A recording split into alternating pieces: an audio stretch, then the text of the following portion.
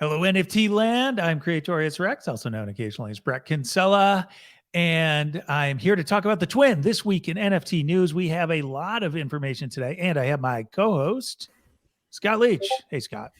Hey, how you doing? I'm doing really well. We have kind of an amazing show coming up today. It is, we've got maybe 10 plus brands stories around NFT, brands and NFT lands. But before that, we're going to get to the mid-June numbers breakdown for the Ethereum blockchain through the OpenSea data that we look at from time to time, which is really useful because it shows a lot of the activity in NFT land, but it also has some history to it. So you can actually see the data and how it's morphed over time. Cool. And there's a few different things that are going on, which I think are really interesting. I think we're just going to talk about those two. Oh, you know what? I might throw in something there. There's an interesting piece on NFT and the law. We did NFT and the law last episode, so maybe we'll do that again. That's right, yeah. So I think that's going to be it. I was going to talk about Goblin Town, but I'm not really prepared to talk about it other than the reveal that the Illuminati are behind it, which is interesting. I've held an Illuminati, I think, since the beginning. Yeah. And I've been in there, and I was in there. I hadn't been in there for ages. I was in like a month ago, and they were holding some sort of video broadcast for the community. I jumped in for a few minutes. I was like, oh, and then they're talking about some secret project. I'm like, I don't know what this is, but I have so little time to pay attention to any of this stuff. And then Goblin Town goes crazy. You made all sorts of money flipping, and it was the Illuminati, and I could have claimed one. Oh man, that's a bummer. I didn't realize that. Okay. So sad. Yeah, because they reserved like 1,000, right, to airdrop to holders from. Gotcha.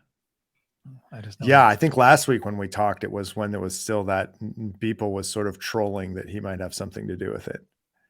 Yeah, which I was skeptical of, but you were hopeful of being a Goblin Town. I was degen that you. Well, I had already sold by that point. Yeah, you had sold them all, hadn't you? Yeah. Well, I was curious. I just had one. I got one, and made a quick 2 ETH or something. I think I sold it for 7.4. What did you buy it at? 2. Holy cow! I wasn't expecting. I don't normally. I've learned not to try and flip anything. I just don't. But that's a mecca. That's like your mecca experience. That's exactly what happened. Yeah, I got it and thought like, this is really high right now. But some people I know were into it, and it's like, okay, I'll check it out. But then again, 5 ETH ain't what it used to be. No, it's not. That's one thing I don't have today is I don't have an ETH chart, which might give everybody a little context about where we are in the world right now. But it's dipped below $1,000 USD recently. I think it's just over 1,000 today as we talk on Friday the 17th of June, 2022, which is, a good 60% down from where it spent, I would say, most of the first 4 or 5 months of this year, in the 2,000, 2,500 range. It sort of spiked up to 3, went to 1,700. Last month, it's been under 2,000, but then it just plummeted last week. Yeah. Yep. Yeah, it's crazy out there. And the NFTs have fallen by, well, depending on the collection, many have fallen by more than 60%. Some have fallen by less, but I think as of yesterday, you could buy a Bored Ape for like $100,000. Yeah. Yep. Which is down from 250. So that's actually a sort of 1-to-1 with the way ETH has gone. Yeah, they seem to have stayed. Well, it's hard to tell. It's crazy. Yeah, all those people that got in last November. 4,500 ETH. Just like, oh boy, if we could only have that again. But remember that it wasn't this bad last year. But remember last year, it was 4,500 in May.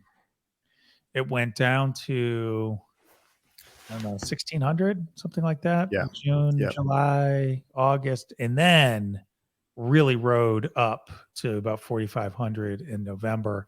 I don't know if that's going to happen again. I don't know. I'm not sure anybody knows. A lot of people have ideas about this. There's no financial advice here, as we know, because I don't know. I don't claim to know. I do feel, though, personally, that it seems like Ethereum's on sale right now. So, in fact, Yeah. I just converted some USDC into it. Yeah, it's again, not financial advice. No one knows for sure what's going to happen. There are signs and signals that you can use to try and make educated guesses, but when it's like this, it's really hard to get perspective because you have, all the FUD and on the flip side, sometimes you have like this sort of toxic optimism.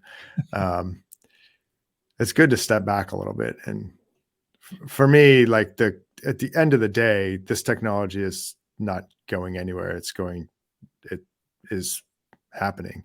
And so it might be hard. It might be like this for a short term or for the next 18 or 24 months. We don't really know, but this technology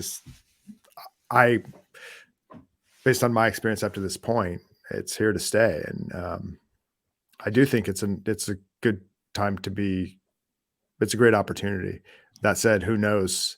Lots of people make massive mistakes trying to figure out exactly when the bottom is. I don't know if we're going down another. I don't know that you can figure out what the bottom is, but the question is like, what is a market clearing value? I mean, one of the big problems is so much liquidity has left the market. This is true both of crypto in general, of NFTs as well, other digital assets. And so there's just less money sloshing around. I would say though, like, right now, regardless of what price you bought in, you have Ethereum that is trading at $1,000 US.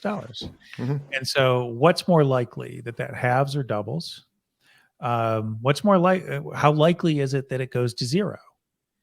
And it certainly could go to zero. There's lots of things that we don't know, right? Sure. But boy, there's a lot of people who are building things on Ethereum in particular. I mean, other blockchains as well, but in Ethereum in particular, a lot of people are building a lot on it. So they've invested in it. They've got a several year plan.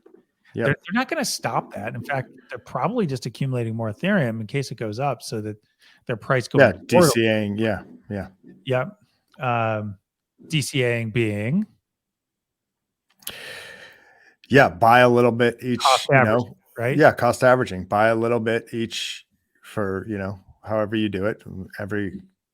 So I started, as soon as I got into crypto in 2018, I started buying Bitcoin every paycheck. I started just simple to learn about the space. Like I'll put $100 in every paycheck. Oh, that's worked out well for you. Putting in just a little bit, and then I started doing it with ETH.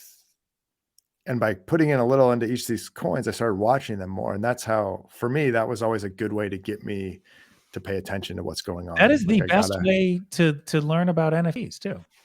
Yeah. You have to get, and NFTs, gas is a little cheaper now. But that was a hard one to learn, right? Because it's easy to make a lot of screw ups along the way and be like, what the heck am I doing? Absolutely. All right, let's talk about some of this market data because people want to see what that is and just like current assessment. So I will share a screen here. All right, so this right here, that little thing is June. So that's 15 days into June, so half of a month. And the others are full months for the OpenSea monthly volume. And you can see that there's just not as much going on as there has been. And we're not going to get to the same amount. But I will say, halfway through the month, there have been over $400 million USD worth of transactions done. So it's not that nothing's happening there. It's just like we're coming off months where we were doing billions. And so I think it's unlikely that we'll meet a billion. Maybe something will happen, but historically, when big events are going on, like NFT NYC is next week, that actually slows activity because a lot of those people who are active traders don't buy when they're on the road. they're worried about VPNs, or many people, a lot of times it's very difficult to buy off your phone and stuff like that. So at least we saw that last fall, that there was almost no activity that week in terms of buying, but it popped right afterwards. So I think we're not probably going to meet anywhere near a billion. Maybe we'll get to near a billion, but I don't think we're going to hit a billion, which is going to be a big fall off. And a lot of that is driven by the value of Ethereum. But I just want to give people a sense of the daily charts. We don't usually look at the daily charts because monthly tells us enough of the story. But this daily chart's a really important one. So if you look at this, this is the total value that's on a daily basis. And you can see that it used to be up somewhere around 100 million a day. And now we're at half that, maybe less. So there's less activity from a Ethereum standpoint. And going into the summer, you would expect that maybe to continue to come down for a couple reasons. One, last year it did. Who knows if last year's indicative? We don't have a long runway here, but if we could only have an August like we had last August. So it probably be down, but also the world is opening up. People are going to be busy this summer. They're not going to be in front of their laptops with nothing to do. So, good point, yeah. And I think a lot of NFT activity has been entertainment. So it's been the fun of the chase. It's the same way that people used to. Well, the same way people were trading GameStop in some ways. Maybe they were hoping to make money, but it was basically the gamification of a financial asset. Yeah. It's gonna be really interesting here, because I do think that once we get a consistent price on ETH where it's not fluctuating by 20% each day, and people get comfortable with it being, let's say it stays around 1,000 for the next month or two, I think we're going to see some folks get comfortable with this uncertainty and come in and probably make some. This is when you hear it all the time. Like, bear markets is when people get rich. Like, if I had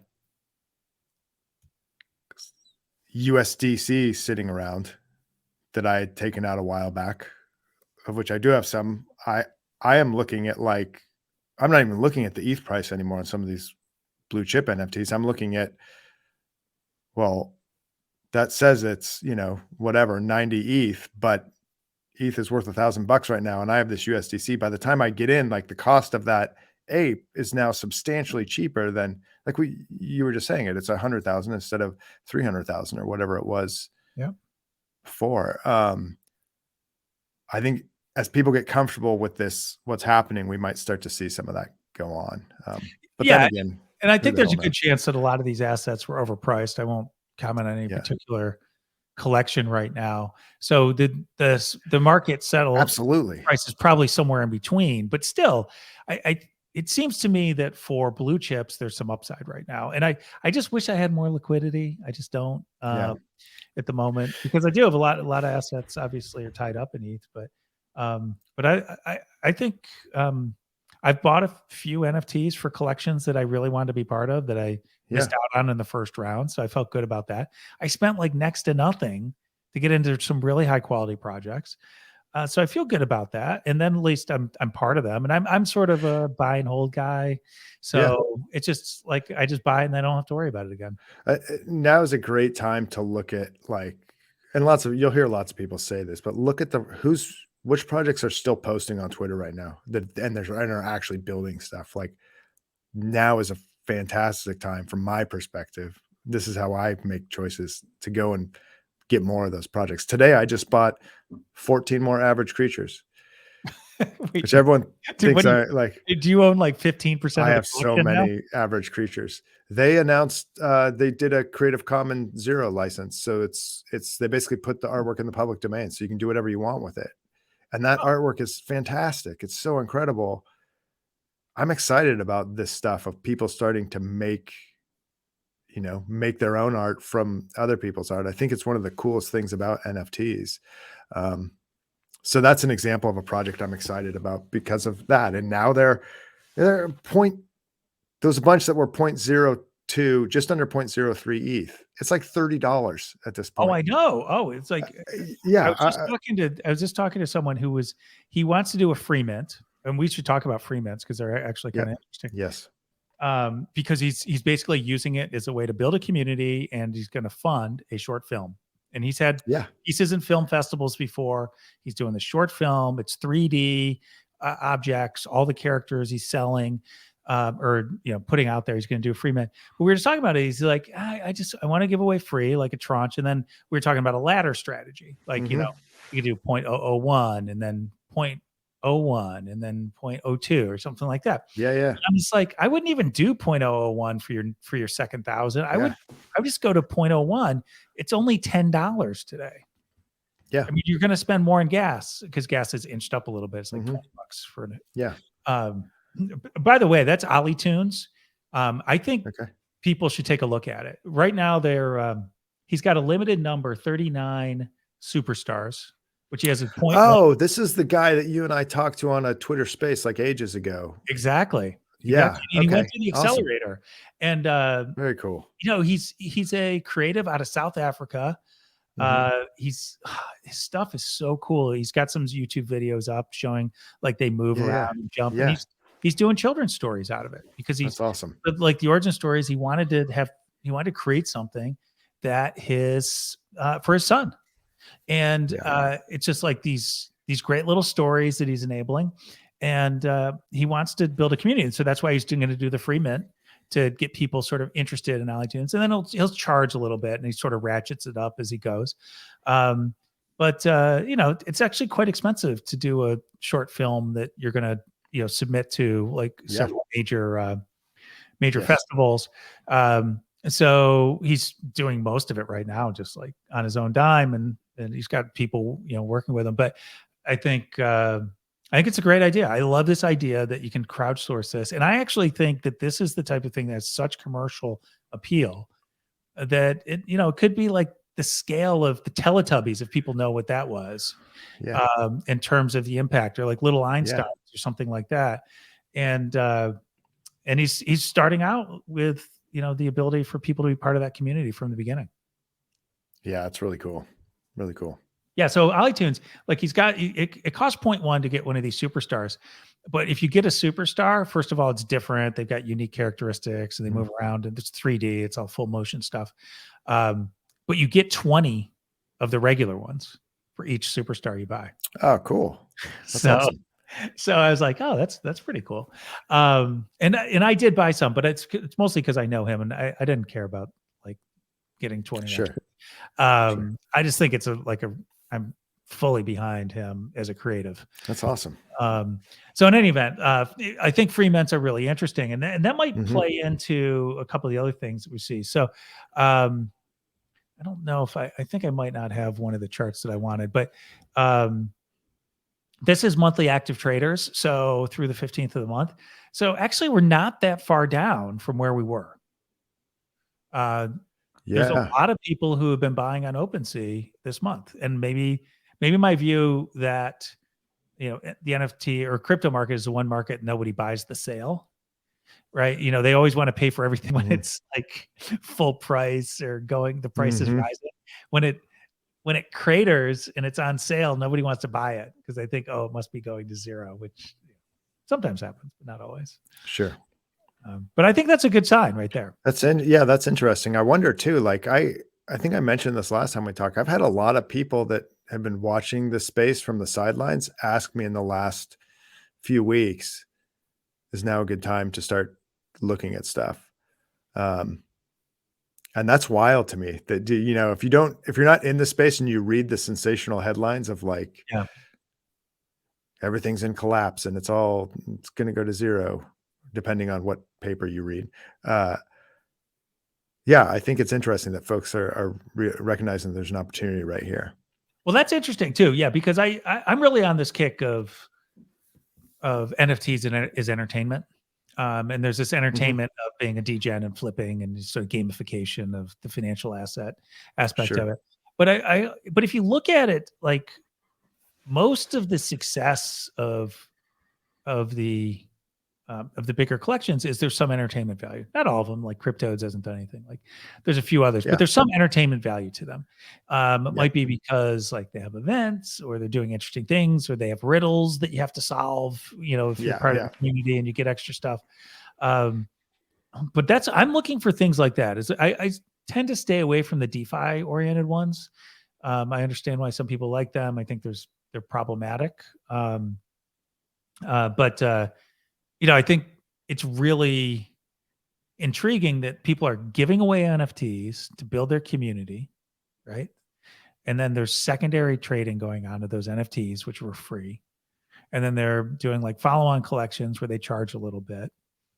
And it's really about entertainment. So like we talked about that, building a film, or people are jointly solving puzzles, or like Illuminati has all these scavenger hunt type things or riddles.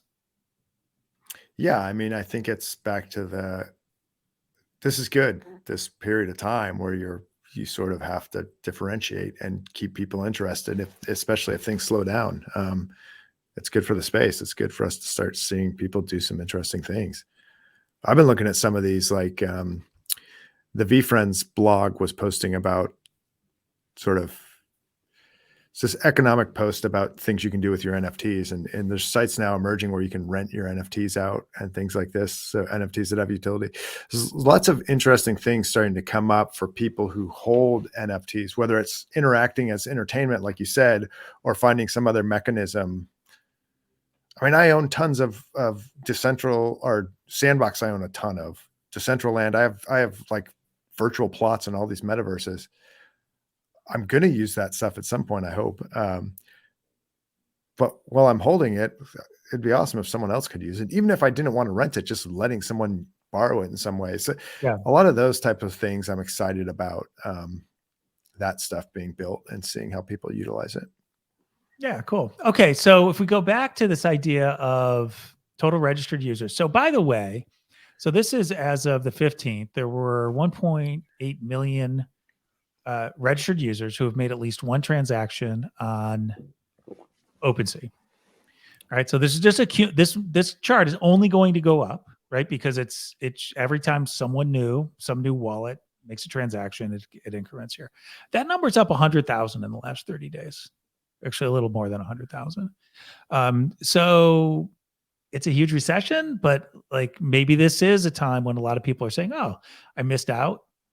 This would be a good time to get in, test the waters." I mean, I think it could be great, because if you see, a 250,000 people come in, or maybe 400,000 or 500,000 who sort of saunter into the space when it's low, maybe that's going to go down, but their downside risk is less than it was 2 months ago. Yeah. And it could really go up, and they could be like stalwarts who got really lucky coming in at the dip. Yeah. Now, when we say users, these are wallets. These are wallets. And, by the way, shout out to Richard Chen, who puts these together. He puts them up on TWINN Analytics. So I always want to give him credit. It's a great man. Yeah, this stuff is awesome. I wonder about the wallets thing is interesting, because one of the fascinating things is that number's not, to your point, it's growing, which is great, but that number's also not that big relative to some of the volumes we've been looking at. So when people ask about this space and like, oh, you're early, keep saying it's early, like this is what we're talking about. Like this is not that many people in the scope of like other absolutely. Yeah. OpenSea is not going to be as big as Facebook, I don't think, but the space will be as big. There'll be 1 billion people who will. No, but if the average, like if you're talking 400 million a day, and obviously not whatever it is now in volume, and there's 2 million people, like, I mean, this is probably something like 2/3 to 3/4 of all people who own an NFT, who purchase an NFT on any chain, any marketplace, because it's rare that you find somebody who doesn't have an OpenSea account and hasn't done sure. Yeah. There's this whole conversation about different marketplaces, but the other thing I'll point out is that that's 1.8 million, 250,000 or so have purchased an NFT this month.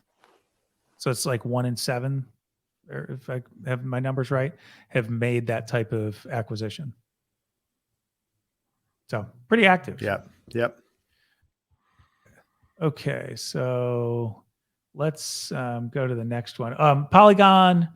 As you can see, like the dollar value of Polygon is like not doing well this month, and it's a consistent slide. This is not the same as the chart that you're going to see for OpenSea. OpenSea's got some fluctuation, so this is something to keep in mind. I'm a little concerned about Polygon and what people are going to think about it. We'll see what happens after proof of stake comes in, but it's there's a lot of friction getting into Matic, and more so than I think than some other chains. You can see the Polygon daily volume is also basically halved. Yeah. So that's fairly similar. And the NFT sold is actually a little bit worse. And I think that's partly because there probably aren't as many people doing specials right now, just because of the market's in a little bit of turmoil. Yeah. Yeah. But that's pretty low. I feel like, I mean, so much of Polygon's offering to me, from my perspective, is around how useful it is for things like gaming, right? So I think if we start to see some of that stuff take off, we'll see a sort of revival of the Polygon. I mean, Sandbox uses them. If that went bananas, I could see that. I think as soon as we start to see some of these use cases for NFT gaming take off, we might start to see other investment being made in that space, and people hopping on, and end users, like the full circle. I think it'll be interesting to see which of these other chains emerge, or other coins emerge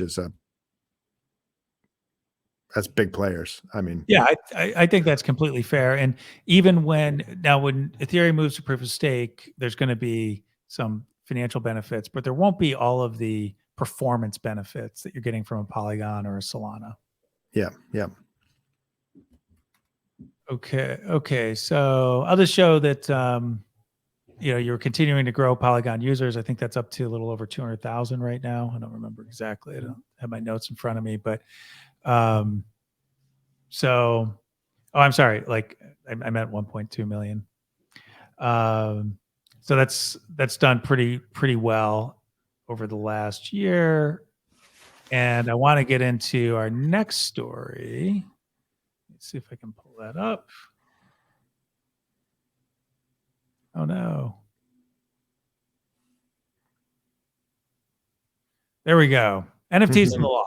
So this is a quick hitter, because we're really going to get into brands. We got a lot of brands to talk about. Yep. We're going to do rapid fire on that. But New York State just ruled that an NFT could be used as a court summons. What? This is so cool to me, because whatever, I'm not fascinated by bureaucracy at all, but the fact that blockchain can do stuff that we think of it, you're paying for a JPEG, what's going on? Like, this technology can do so many different sorts of things, and this is one of them, like the ledger aspect of it, and the actual underlying blockchain technology is really fascinating. And when you think of different use cases for it, this is really cool.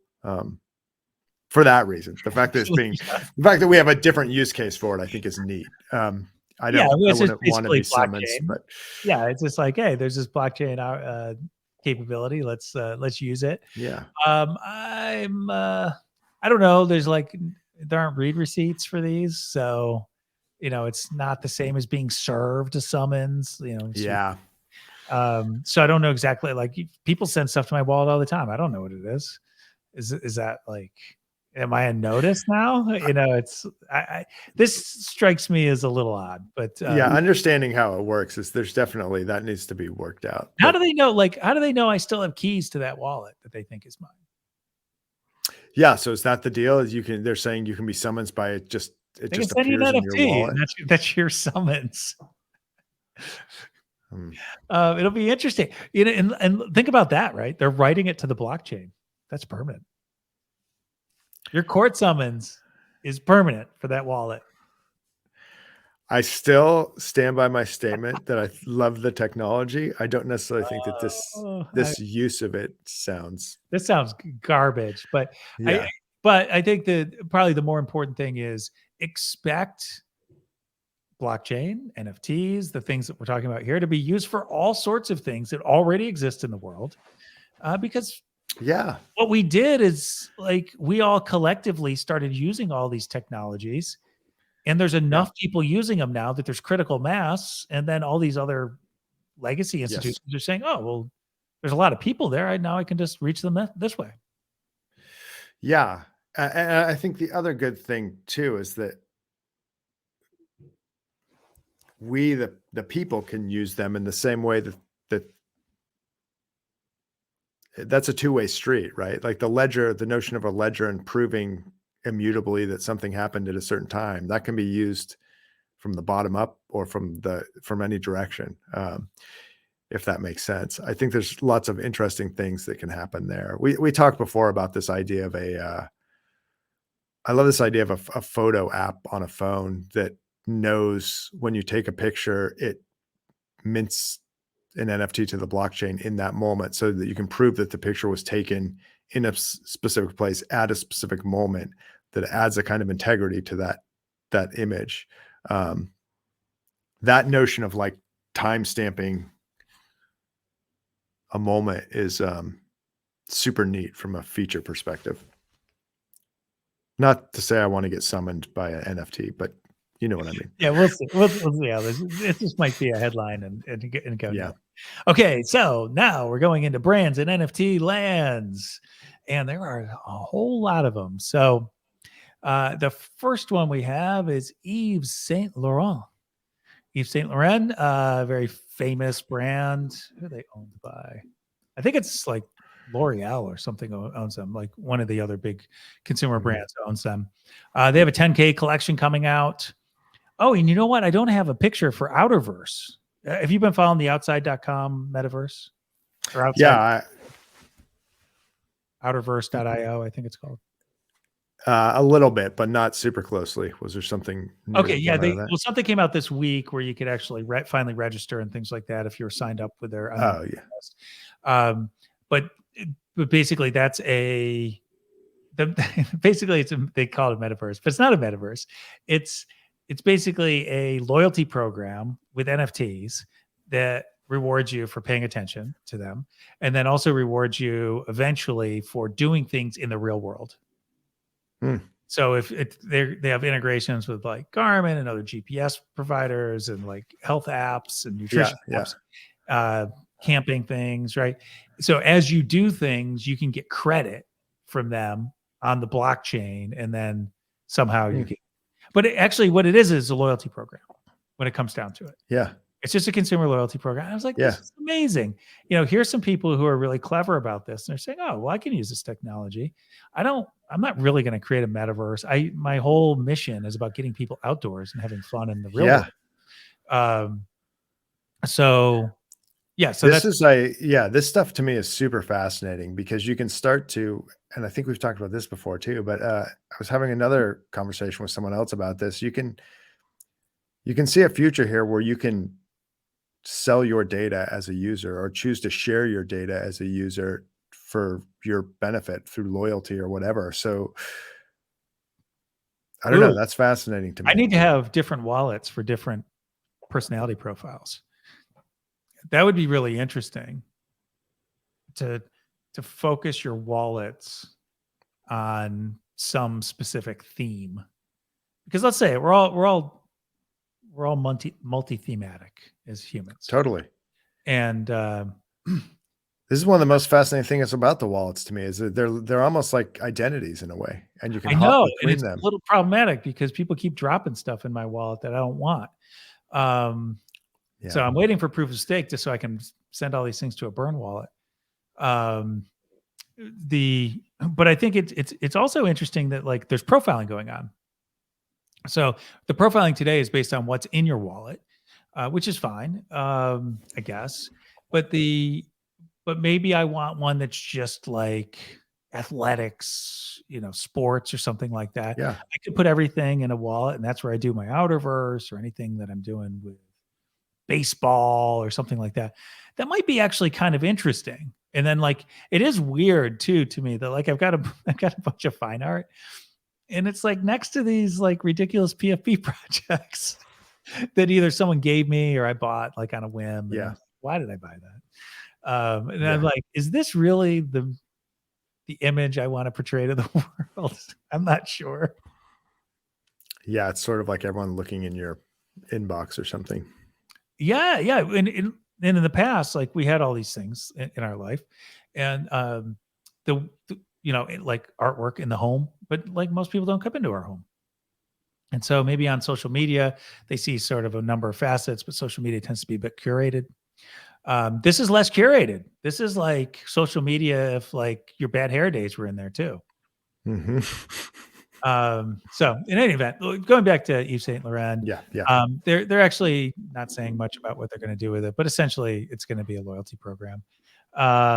And Lacoste is bringing out some alligators. That's going to be basically the same thing. They're doing a collection of 11,200. So it looks like these are just basically loyalty programs, which I think is cool for people who like those brands. I mean, I don't know what the brand loyalty is to those things. I sort of have the sense that it's probably different in different countries. But everyone's got some raving fans, and those are big enough brands that I'm sure they can find 10,000 people that are interested in getting discounts early or something like that. This is just like you're gonna, because you have this NFT, it's gonna be like in the past you were on a mailing list. That's what I see. Yeah. I think the thing is though, is that this can become a lot richer than that, right? It can be more than just a mechanism by which you get a newsletter. We can start to see. Yeah, they can do access control to like, certainly a Discord is like an easy way to do it. But you could do it to like, you could do metaverses. We can talk about that in a second.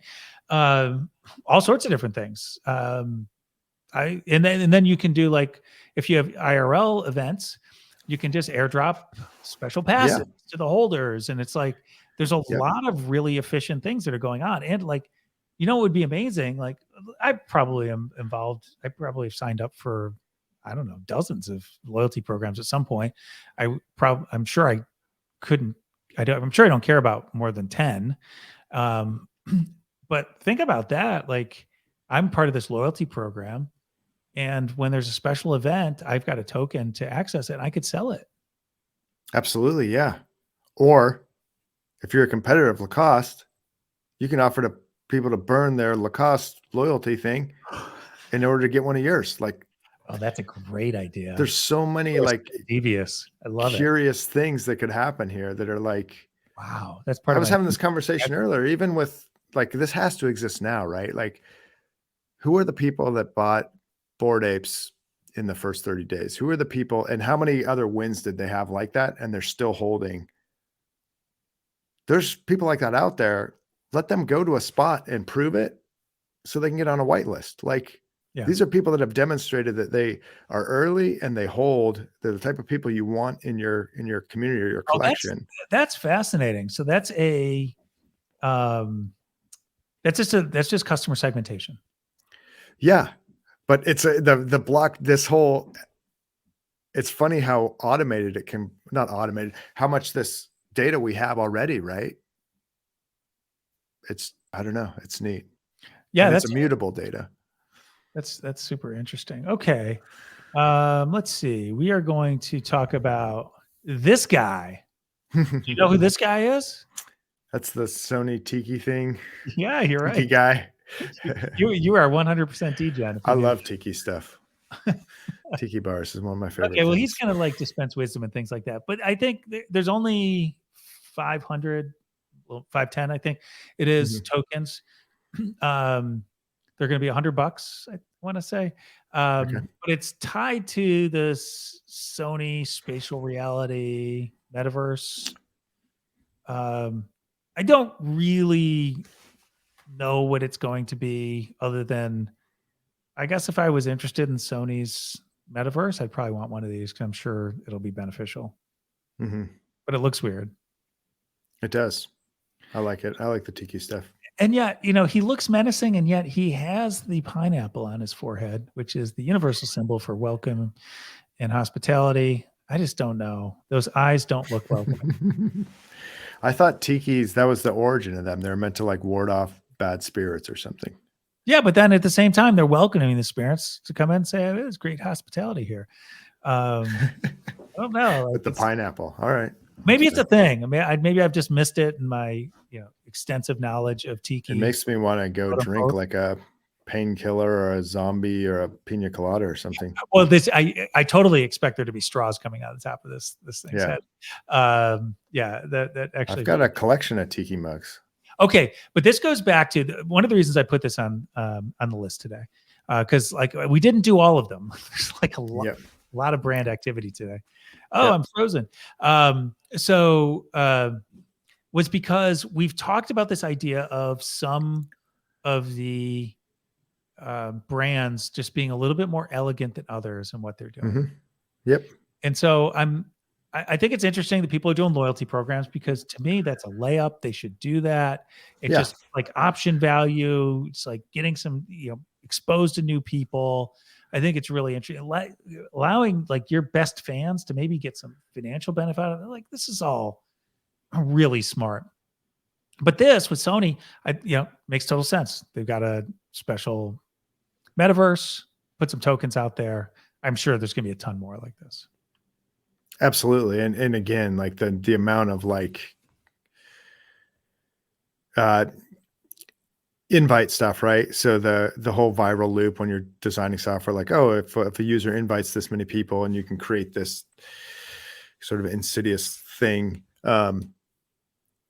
If you gave away invites to a person in a loyalty program that were also NFTs, and they could send those out to people, and those have some other benefit, and you start to know which of your fans or which of your customers do that the most. Like, the amount of stuff you can offer them to incentivize that behavior it's super, super neat. This doesn't have to be like an exploitive thing. Like, they can start to do really interesting things. It's like a programmable token. So it allows you to automate all sorts of different type of experiences. This is one of the reasons why like I'm bullish on Ethereum, because I think Ethereum's already won, because it was the first programmable network with utility or with applications like NFTs that reach scale. And it's not to say that Solana won't reach scale, and it's not to say that Tezos won't reach scale, or they'll be in scale at some niche level, or all these other blockchains out there. And I'm sure there's some Bitcoin people be like, oh, well, you can do this all in Lightning. Okay, fine.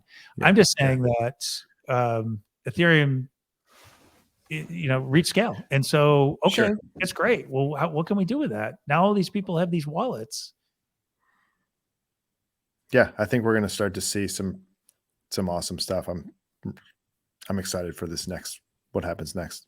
Okay, now this is awesome.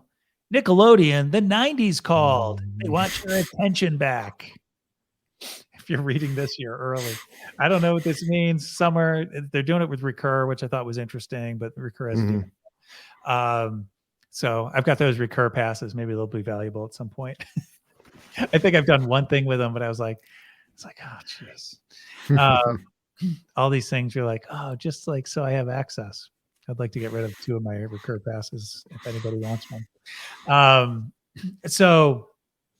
But I think this is, again, kind of interesting. You have these brands that have back catalogs, nostalgia.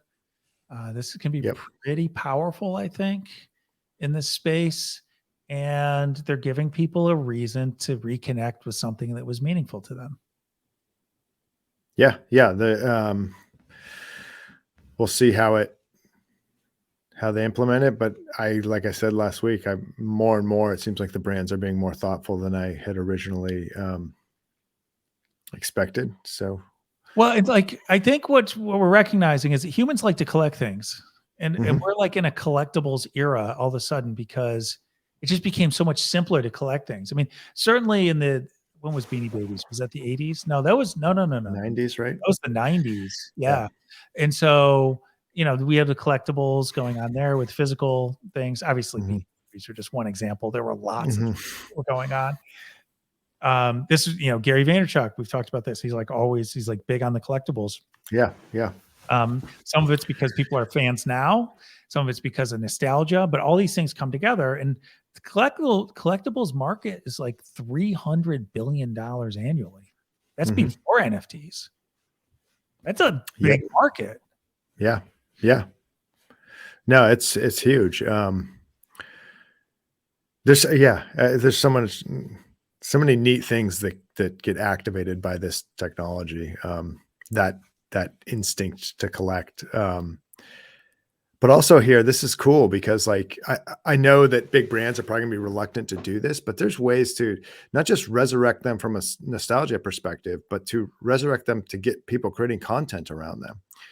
Like I don't expect Nickelodeon to do that, but that's a neat idea that you could come back out and be like, hey, I have this old IP, I'm putting it in the public domain, and I want to see you guys make movies. Oh, you always want everyone to make their stuff free. Jeez. Well, the idea would be hold on to those rights. No, but you could still keep some of your royalties. You could still. No, I got it. I think it's really interesting. I have trouble believing that anybody in Hollywood or in the television industry would ever give up rights to anything, because they always believe that it could be super valuable. And well, fuck those guys. They'll just get their lunch eaten again the way they always do. It goes in cycles, right? Like, oh, we can make a lot of money now, but like in the future, it'll rob us of value. And then like, oh, geez, we can make a lot of money now. Let's do it. That's all they care about. But I think there are some really powerful brands. Obviously, I think SpongeBob SquarePants came out in 98 or 99. I think it's 99. So that would be 90s. There's some others that, were throughout the 90s, but I mean, there's big fans of all these things. So they collect it, and then like you tie it together with like access to events, early screenings of new material, games. And like, think about this. Like, I think people would buy, like, if there were a SpongeBob SquarePants game. Like, I was never really into that. It was like, there were other things that my kids were interested in. So, but I bet some people love that, and they would, if you own the token, you could play a game. They would buy it for their kids. Okay. So here's a great one. So this is UFC, but it's actually it's a DraftKings collab with UFC, and guess what? It's going to be fantasy UFC. And so if you collect tokens of certain fighters and like how they do, and I think it's gonna roll out this summer with the summer UFC series. But there's some sort of scoring mechanism, and I don't know how the rewards work, but it's DraftKings. I'm sure it's gambling, right? So there's going to be a monetary element to it. How cool is that? That you do NFTs and or you do fantasy and people actually own the tokens. Yes, this is a perfect example of a space that fantasy sports and NFTs, it just feels perfect for this. And I know, like, if there's someone watching into this is going to barf all over it because they don't know enough about NFTs, but like, yes, you could, during the draft period, when you get that NFT, you own that player for the season. It makes every aspect of that experience better. Absolutely. Well, years ago, I did fantasy football for many years, and we had keeper league.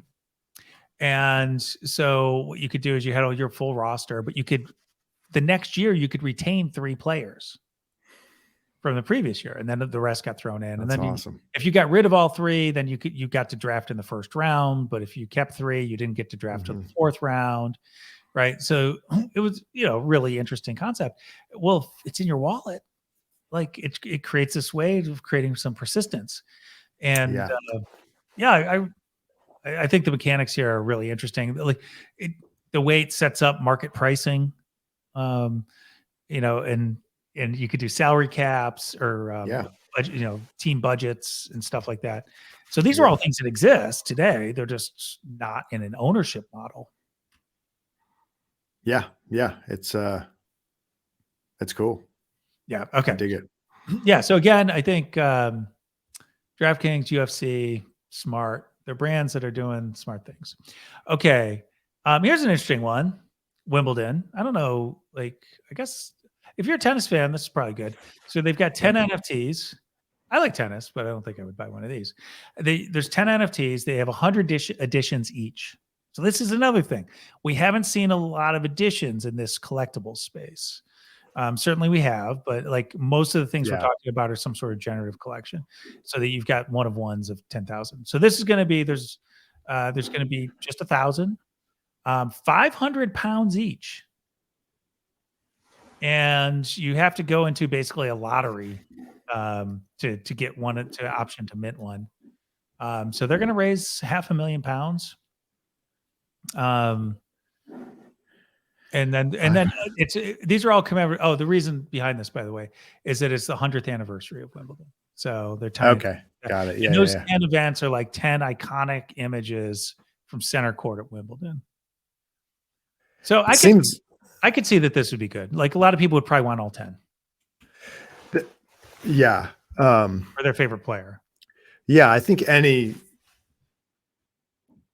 it's like any sort of niche thing, right? Like there's going to be the more sort of small it is too, the harder core the fans are.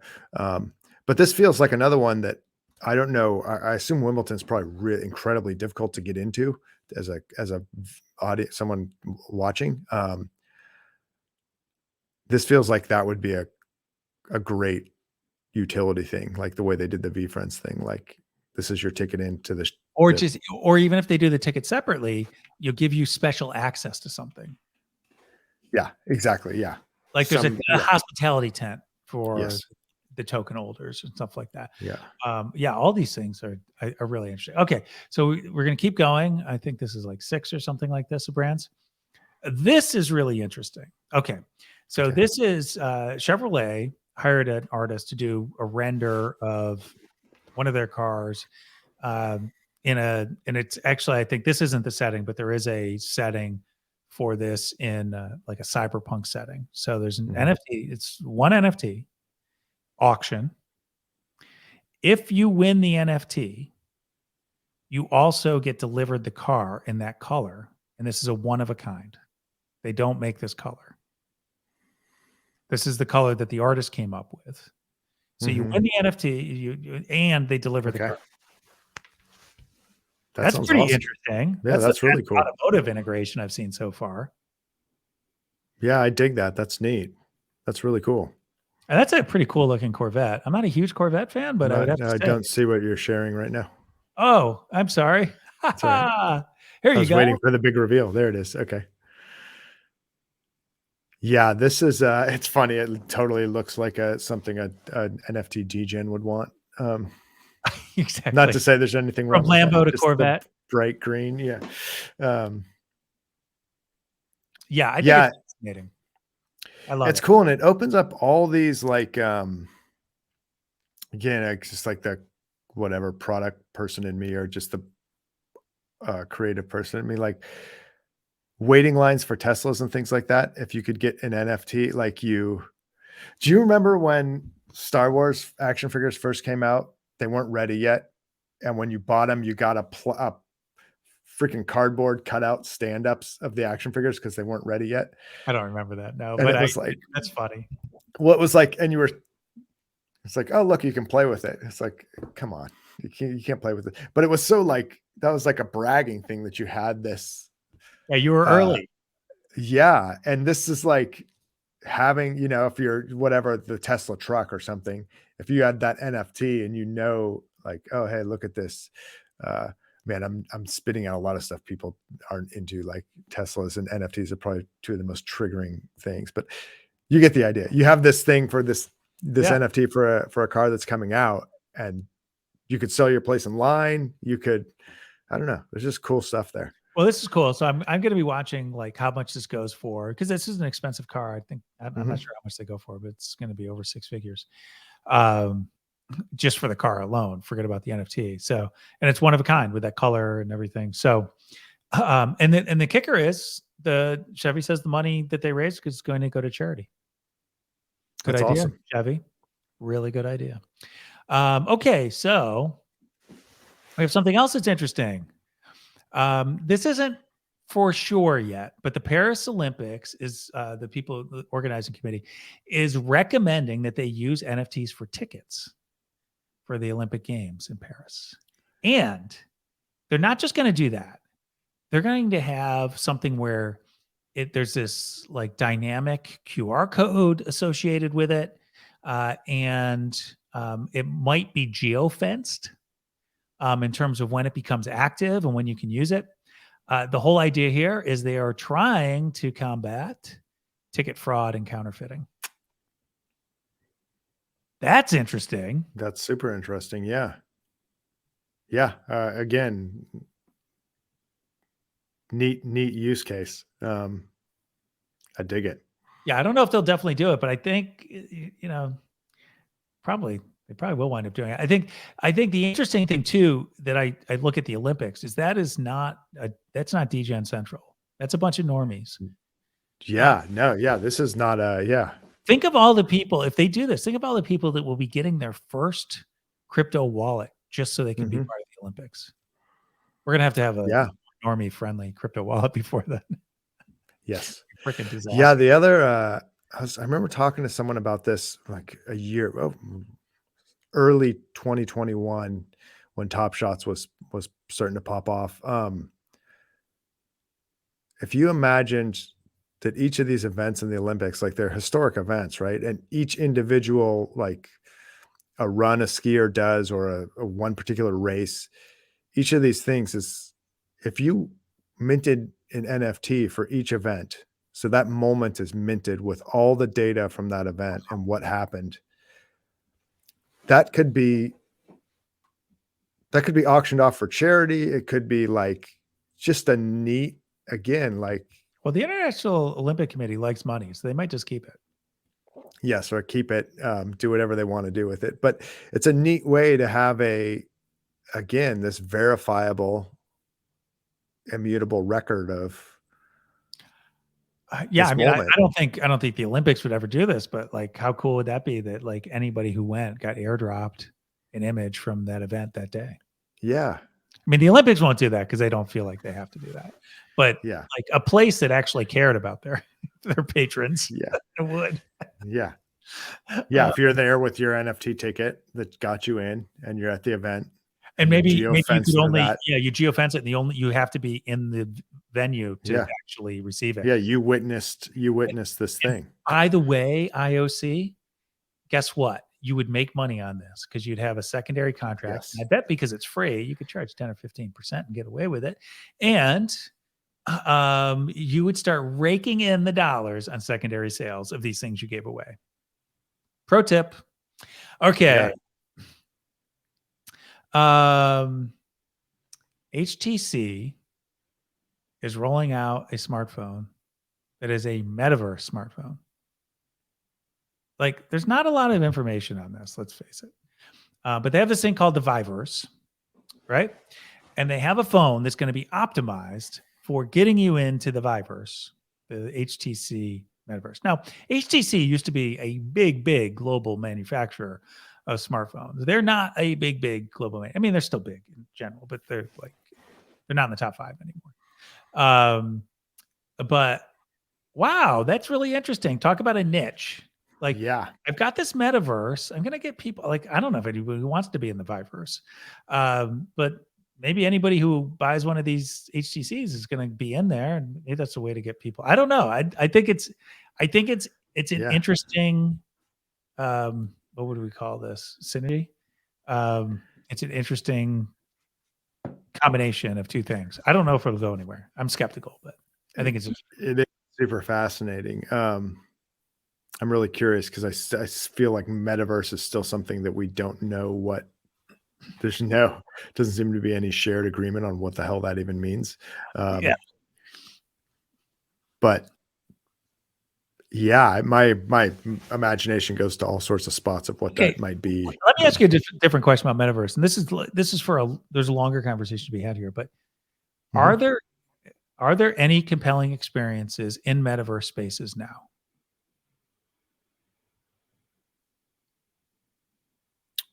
You just say yes or no. You don't have to tell me what it is.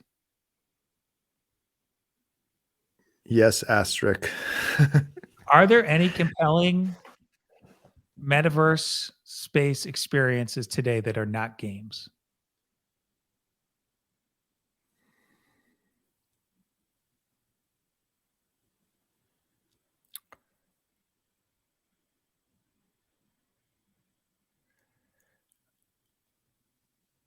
I think so, but I'm not. But you're an alien, so I get excited about ridiculous stuff, so I don't. I get excited about the potential of things. I don't think there is a mass. I don't think there's a metaverse play right now that would have mass appeal Yeah, I mean, currently. the only thing, like, if you consider Minecraft, Roblox, Fortnite, Yeah, gaming. Yeah, I think whether those are yes, one of metaverse those. or depends on definitions, but they're metaverse-like in Yeah, many ways. yeah, So I think they have compelling, but what do they have? They've got content, they've got activity, right? In some cases they have community as well. So what my belief is that there's a lot of investment going in metaverse spaces right now, but it's all in the tooling. It's all on the platform level, and the next wave is going to make or break it because it's going to be the content. yes, yeah. I mean, And this is like the early days of internet when people are like, "Why do I go on the internet? What is there? What's there? what is there to do? Yeah, what Turned out websites there do was I go to?" plenty. Yeah. Um, Well, well, it'll probably be pornography that saves the metaverse the way it saves everything, like I don't new know. technology. I don't know. Okay, so we just have a couple more here. We're running a little bit long, but this will be. Um, let's see. What do we have next? Oh, MasterCard. All right. So they partnered with 8 or 9 different Web3 properties. They're going to allow people just to buy crypto assets with fiat through a credit card. Yeah, I wonder Reducing how long. barriers. I mean, as much as people hate NFT and like to hate on NFTs and crypto, it's like, boy, they're putting all the things in place to make it easy. Remove all the friction. Yeah, and also, like, if you're walking around with a MasterCard and you hate NFTs, you gotta probably take a look at your. I don't know. Anyway, I'm not surprised. I don't know. I'm not a huge Well, I fan think of. I actually like it. Because I'm involved in a project, Niftorian, that I think Mm, is going to have broad appeal to normies that aren't yes. read into the crypto space yet. Yeah. And I think we think of it as is Web3, but NFTs and crypto are a feature that enhances the experience as opposed to the full experience. And so I kind of like this. Giving Reduces people friction, gets people into another it. Yeah. and allow them to participate beyond just like attending, right? Yeah. Yeah. Yeah. Absolutely. Yeah, that part of it's all fantastic. I think anything that makes it easier to get into is great. Um, my only like cynicism is just around MasterCard and Oh um, yeah, like but that's whatever. I mean, it yeah. is what it There's is. a lot of terrible people in the world. And I'm not saying the MasterCard is. I'm just saying that like they're like institutions that in many ways Web3 was designed to get around. So we didn't have to be relying on them anymore. And like all of Yeah. a sudden we're gonna like, what are they gonna do? They're gonna have a custodial wallet? How are you gonna see the things you buy if you don't have a crypto wallet? So all these things I'm sure they will work out. But again, a way to get normies involved in things, Yeah. Yeah. particularly as you get into this world like the Olympics, if they're gonna Mhm. do ticketing there. Um, you might need something like it. And in fact, even if you look at VCon, Yeah. they basically you had an NFT, but it all got tied into your mobile app. So the Yeah. NFT was used to validate in your mobile app, and then after that, you had a mobile app. And I could see the Yeah. exact same Yeah. thing happening at the Olympics. that type of setup. In fact, Yep. International Olympic Committee, call VaynerMedia, and just implement what they did because it worked perfectly. Yeah. Except for one time, it thought I was somebody else. But that's okay. Two things. Stradivarius, they're rolling out something at NFT NYC next week. Not a lot of information. Interesting. But really, Stradivarius.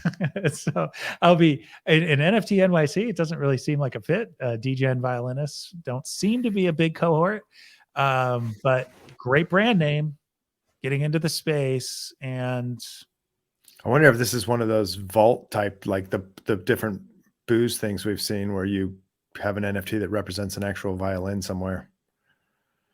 Oh, like fractional ownership. I don't know, something like that. Yeah. Oh yeah, and then it could be lent out. Yeah, and they're collectibles too, right? Like it could be a way to. I don't know. That's a really interesting.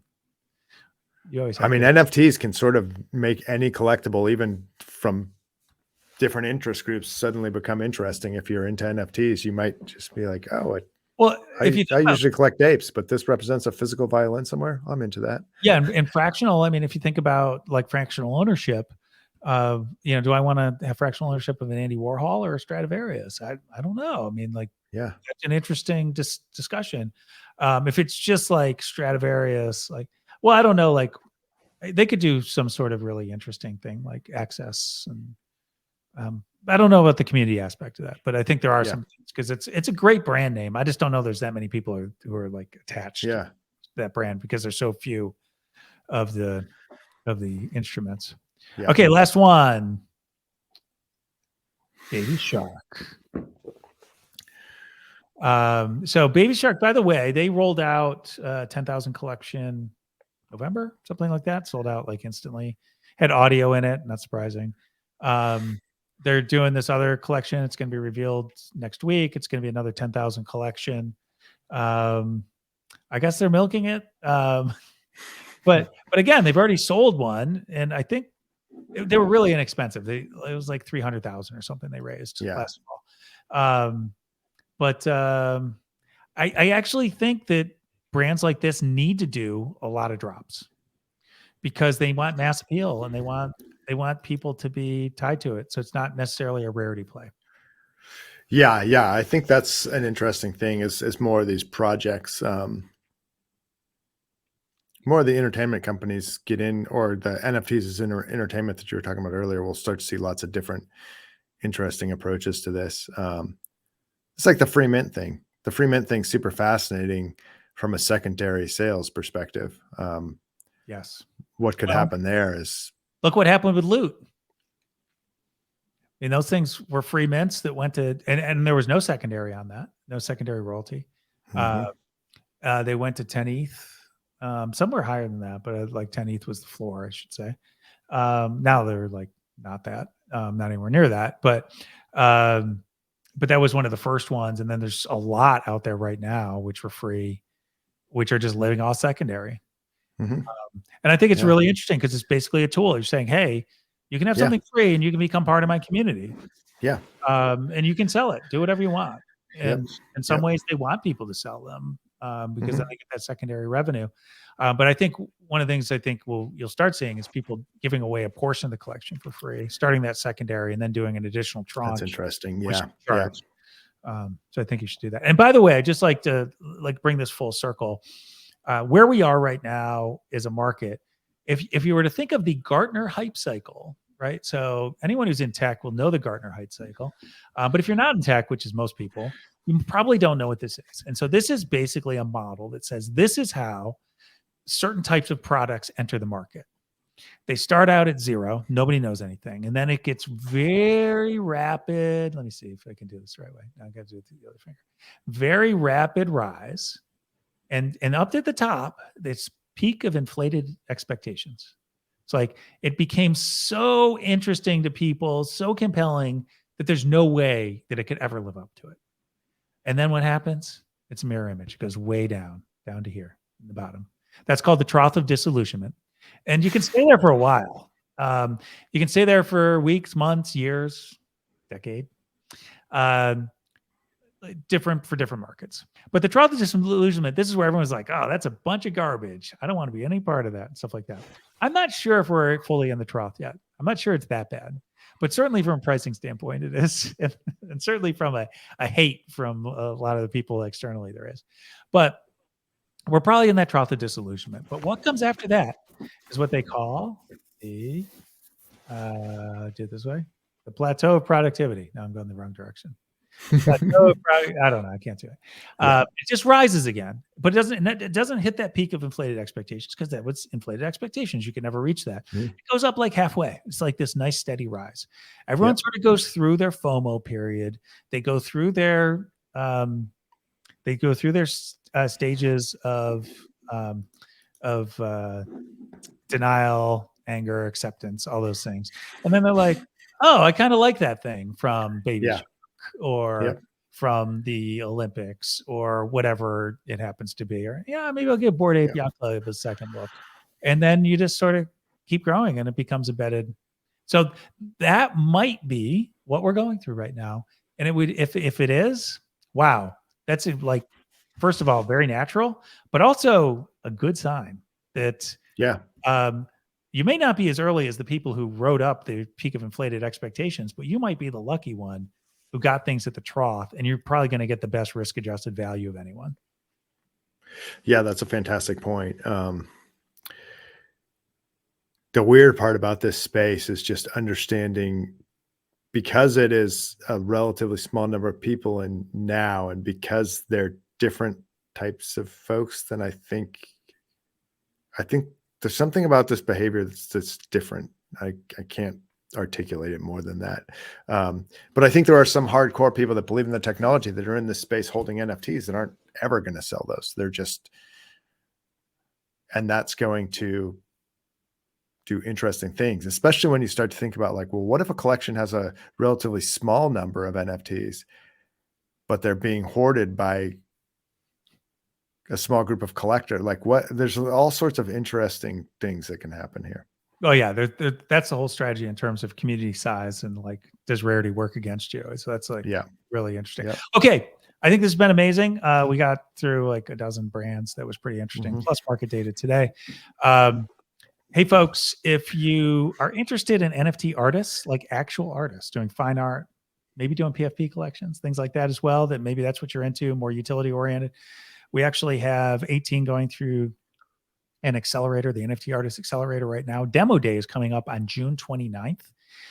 If you would like to attend, it's basically you have to be part of our community to attend. So you can't just like register, but go into our Discord. So if you go to niftorian.com, you can just see it under my name there, niftorian.com, join the Discord. We'll have some announcements next week about how you can attend, but it's actually an opportunity to see 18 projects that are coming up that nobody knows about, that haven't been launched yet.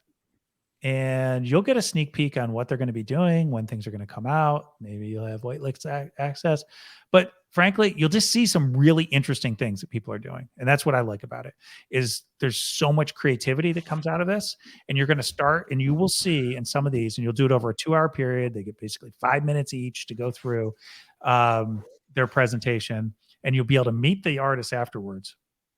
You'll see some things that no other projects are doing. Really interesting. And maybe you want to buy, but I think some of you will just want to know what's going on, like what the creative process is looking like right now. You know, particularly with artists who are coming in here, and it's not just a degen trying to do a big project and hoping they can flip into a lot of ETH really quickly. These people are actually looking at this like 5, 10 year, like 20 year, like their whole career. And they've got some really interesting ideas about how they're going to engage and add value to artwork that historically people have bought from them. And then they never saw them again. So this is going to be really interesting. So if you just go to niftorian.com and join, you'll be able to access that, because basically it's invite only, but we make it available to the people in our community as well. Awesome. Anything you want to pitch, Scott? That definitely check that out, especially if you're a creative person and want to just see how other artists are thinking about it. I mentioned it earlier, but Average Creatures, really cool project, just announced that they're putting their stuff in the public domain, so you can use it to do other projects and derivatives from. I own a bunch, so full disclosure there, not financial advice, just a really neat project that's cheap. So if you're looking for something to get into or to use from a creative perspective. Now that it's CC0, you might actually have the most valuable position because you have the most of them. So you could actually do the most. I actually am excited. I want to try and do something. Just, I don't know, something fun. Yeah. Not like a full-blown project, but something just for fun. All right, cool. All right, yeah, and check out at Skot Leach on Twitter at CreatoriousRex. You can find us there. Thanks a lot, everybody. Until next week, happy hunting.